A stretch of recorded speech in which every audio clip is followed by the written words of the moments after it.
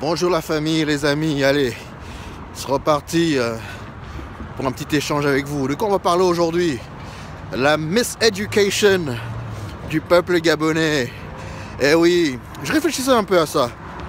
Qu'est-ce qui peut bien se passer dans la tête de personnes qui préfèrent détruire un peuple, détruire un État, que de se mettre de côté pour justement la grandeur de leur pays, de la nation et de sa population? Ça remonte quand même. Bien sûr, vous vous souvenez, certains, peut-être pas tous, mais un bon nombre, le petit livre vert, n'est-ce pas? Le petit livre vert d'Albert Bernard. Ça a commencé là, ça a commencé comme ça. Donc quelqu'un qui s'est inspiré un peu des Chinois à l'époque. Hein. Donc il a fait son petit livre vert avec donc les dictates de son État. Qui est l'homme fort du pays, donc ça, c'est à l'époque Albert Bernard, qui est devenu ensuite Omar. Et donc il y a toute une génération déjà, donc la sienne, et puis celle de nos parents, qui ont connu le boom économique et sont insérés dans le système à l'époque, un système unique, PDG, hein, donc on est plus ou moins né à l'intérieur, et nos parents ont, pour certains, pour une grande partie, je veux dire, bénéficier un peu du boom économique du pays. Et puis, il y a eu une volonté de changement aux alentours des années 90, avec bien sûr des tentatives entre intermittentes. Hein. Donc, ceux qui savent, il y avait Orlando, hein, donc la peine capitale, où les gens étaient exécutés du côté de la poste. C'est quelque chose qui se faisait juste là. Donc on savait en tant que Gabonais que bon voilà, s'il y a la rébellion, on va te mettre au poste là à Orlando et tu vas être exécuté. Donc certains d'entre nous ont malheureusement vécu et vu cela, et c'est quelque chose qui traumatise.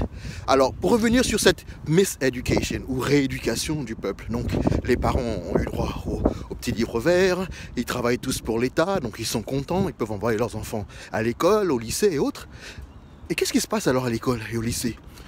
Moi je suis de cette génération qui, lorsqu'on avait de bonnes notes, même à l'école primaire, et au lycée également, on était invité à défiler le 12 mars. Et oui, donc on allait sur le boulevard Triomphal, je me rappelle, je m'en souviens, j'avais à peine 9 ans, et ensuite jusqu'à l'âge de 15 ans, à peu près, où on était invité à aller défiler le 12 mars, donc devant la tribune présidentielle. C'était quelque chose d'assez extraordinaire. Mais ça fait partie un peu du système, n'est-ce pas? Donc ils vont cueillir certains étudiants, certains élèves, ils les mettent en rang, hein, n'est-ce pas? Donc ils nous ont mis dans les rangs, et ensuite ils nous indiquent ce qu'il faut qu'on fasse. Il faut qu'on défile, il faut qu'on chante des chansons. Hein. Je me souviens, c'est une école publique, il y avait une chanson très populaire, c'était « Et Yaya Bongo a choisi et l'unité nationale ». Et c'est resté dans ma tête, c'est assez incroyable que, je veux dire, des décennies plus tard, ça résonne encore. Bon, non pas que j'y crois, mais ça résonne toujours. Et donc, imaginez un peu tous ces gamins qui ont grandi avec ça dans leur tête. Donc tout le temps où il fallait chanter cette chanson de Yaya Bongo qui a choisi l'unité nationale, que sans lui rien ne peut se faire, etc. C'est quelque part, certains d'entre eux sont aujourd'hui les dirigeants de notre pays. Ils ont été façonnés pour croire que rien ne peut être fait sans le système Bongo.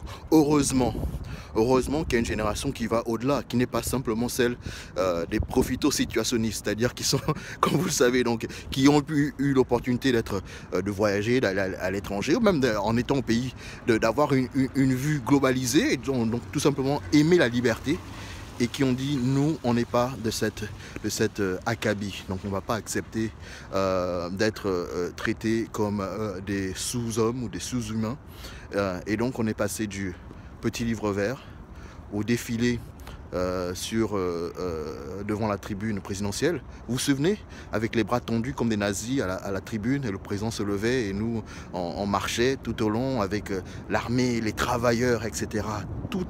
Le 12 mars c'était un jour férié et tout, donc assez extraordinaire ce qu'on a vécu. Et puis bien sûr, là maintenant, on a l'exemplification de cela. Je vois aujourd'hui même au sein du gouvernement, certaines personnes avec qui j'étais au lycée. Donc c'est vous dire, et ils font partie de la classe, bien sûr, qui était déjà dirigeante à l'époque. Et donc on est dans un régime totalitaire, un régime qui récompense les enfants d'eux et qui n'a aucun intérêt à préserver l'unité de notre pays. La miseducation ou la rééducation du peuple gabonais donc démarré dans les années 60, le changement est arrivé. Et donc nous sommes tous appelés à dénoncer et à agir pour que nous vivions dans un pays qui soit ouvert. Et là maintenant, la censure de plus en plus fait partie des outils que l'État de Yaha Ali veut mettre en place, assez extraordinaire. Mais aujourd'hui, comme de nombreux d'entre vous qui sont sur le web, qui écrivent dans la presse, je suis heureux de participer à ce mouvement et de revendiquer que Ali Bongo Ondimba a usurpé le pouvoir, que ceux qui le supportent font partie de la même classe, des usurpateurs, et ils violent la nation. Vive le changement, vive le Gabon.